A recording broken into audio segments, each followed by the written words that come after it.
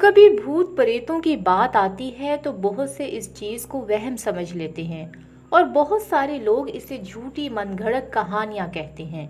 बहुत ही रेयर लोग होते हैं जो ऐसी चीज़ों पर यकीन कर पाते हैं, लेकिन वो भी ऐसी कंडीशन में जब तक किसी को कोई फिजिकल नुकसान न पहुंच जाए। आज आपको सुनाते हैं एक टैक्सी ड्राइवर की खौफनाक कहानी। मेरा ताल्लुक इंडिया से है। मैं वैसे सरकारी नौकरी करता हूँ मगर साथ साथ टैक्सी भी चलाता हूँ। हमारे गांव में एक स्टेशन था। मैं ऑफिस टाइम के बाद टैक्सी चलाता और छोटी मोटी राइड लेकर अपने स्टेशन पे खड़ा हो जाता। वो स्टेशन बहुत वीरान था।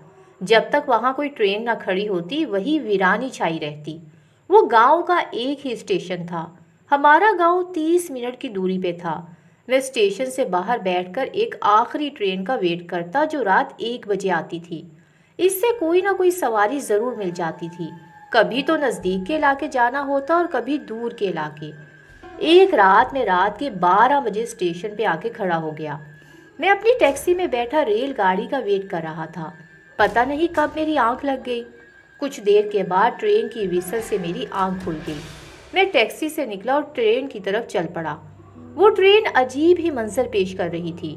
मुसाफिर मौजूद तो थे मगर आपस में कोई भी किसी से बात नहीं कर रहा था और कुछ लोग तो सोए हुए थे।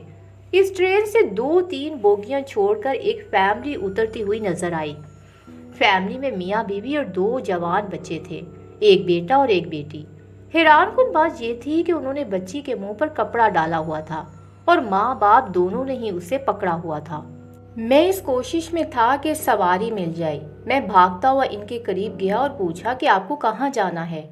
उन्होंने जिस गांव का नाम लिया वो नाम सुनकर मैं हैरान रह गया, क्योंकि वो गांव यहाँ से 3 घंटे की मुसाफत पे था। मैं सोच में पड़ गया। मैंने जो दाम बताए इस पर वो आसानी से राजी हो गए और मैं भी खुश था। उन्होंने कहा कि कहाँ खड़ी है टैक्सी तुम्हारी। मैंने हाथ के इशारे से बताया और चलने लगा। वो फैमिली भी मेरे पीछे आने लगी। सामान डिग्गी में रखा तो इतनी देर में वो जवान लड़की और माँ बाप पिछली सीट पर बैठ गए और लड़का फ्रंट सीट पर मेरे साथ बैठ गया। मैंने टैक्सी चला दी। वो सब के सब खामोश बैठे थे और वो लड़की भी। उसका चेहरा इसी तरह से ढांपा हुआ था कपड़े से। थोड़ी देर के बाद वो लड़की अजीब सी आवाज़ में अपनी माँ से कुछ कहती है। वो लैंग्वेज मुझे समझ ना आई। इसकी आवाज़ अजीब सी और भारी किस्म की थी। लड़की की माँ ने इसके बाप से कुछ कहा और उसके बाप ने, जो कि मेरे पीछे बैठा हुआ था, मेरे कंधे पे हाथ रखा और कहा कि कहीं टैक्सी रोको। हम जिस रास्ते से जा रहे थे वो बिल्कुल वीरान और सुनसान था। दोनों तरफ खेत थे और दरख्तों से ढकी हुई सड़क थी, लेकिन मेरे लिए ये कोई नई बात न थी। यहाँ कोई मंजिल भी नहीं आई थी। मैंने सोचा कि ये मुझे गाड़ी रोकने का क्यों कह रहे हैं।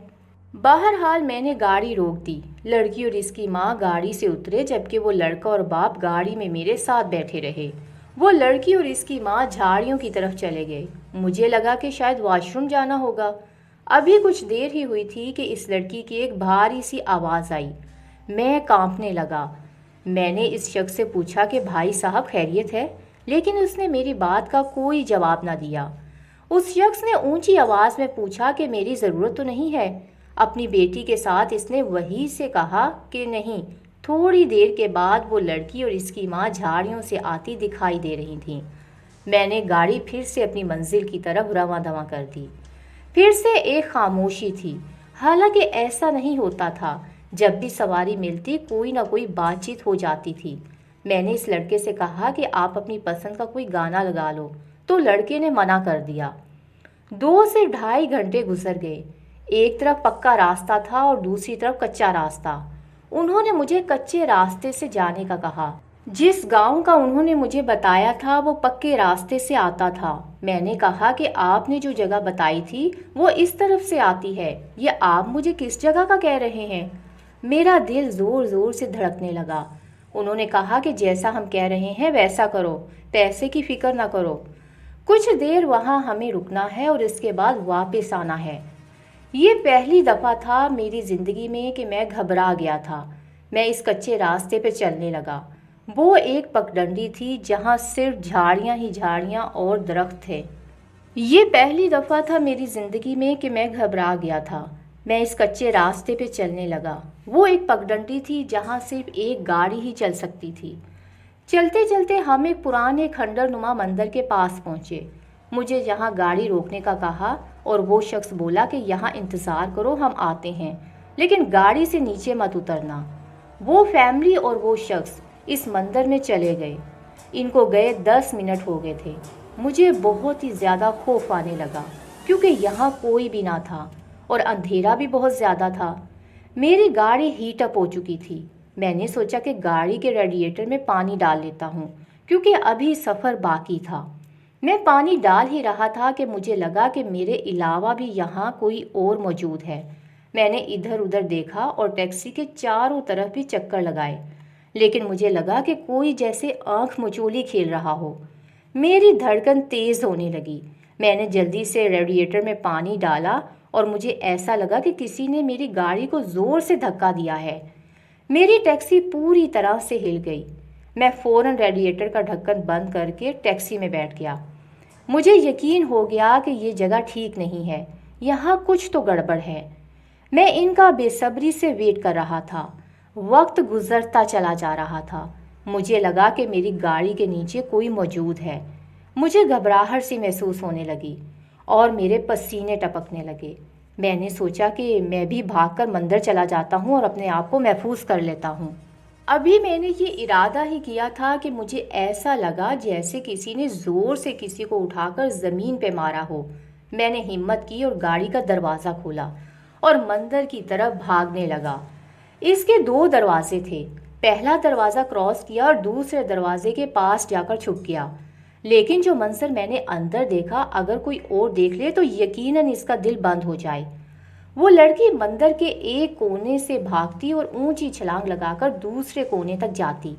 اس کی ماں رو رہی تھی۔ اچانک وہ لڑکی بھاگتے بھاگتے رک گئی اور منہ میری طرف کیا اور ہاتھ کا اشارہ میری طرف کر دیا۔ اس کی پوری فیملی میری طرف دیکھنے لگی۔ میں ان کے سامنے آ گیا۔ میں بہت ہی زیادہ گھبرایا ہوا تھا۔ عجیب سی کیفیت تھی۔ نہ میں بھاگ کر گاڑی تک جا سکتا تھا اور نہ ہی ان کے پاس رک سکتا تھا۔ وہ لڑکی نڈھال ہو گئی اور بیٹھ گئی۔ اس کی ماں نے پھر سے اس کے چہرے کو کپڑے سے ڈھانپ دیا اور ہاتھ پکڑ کر ساری فیملی میری گاڑی کی طرف بڑھنے لگی۔ میں نے کہا کہ مجھے بہت ڈر لگ رہا ہے، آخر مجھے بتائیں کہ کیا ماجرا ہے۔ انہوں نے کہا کہ اس کے اوپر خطرناک جن کا سایہ ہے، تم بحث نہ کرو، یہ نہ ہو کہ یہ تمہیں بھی نقصان پہنچائے۔ میں نے کہا کہ آپ نے مجھے ٹیکسی میں بیٹھتے ہی کیوں نہیں بتایا؟ خیر، انہوں نے کہا کہ اب کافی سفر طے کر لیا ہے، ہمیں ہمارے گاؤں چھوڑ دو۔ وہ میری گاڑی میں بیٹھنے لگے تو وہ لڑکی پیچھے مڑ کر بار بار دیکھ رہی تھی، جیسے کوئی اسے نظر آ رہا ہو۔ خیر، میں نے ان کو گاؤں چھوڑا اور اس کے بعد میری ہمت ہی نہیں تھی کہ میں واپس وہی سفر طے کر کے جاؤں۔ اس لیے میں نے طے کیا کہ راستے میں جو بھی ہوٹل آتا ہے وہاں سٹے کر لوں گا اور پھر صبح وہاں سے نکل جاؤں گا۔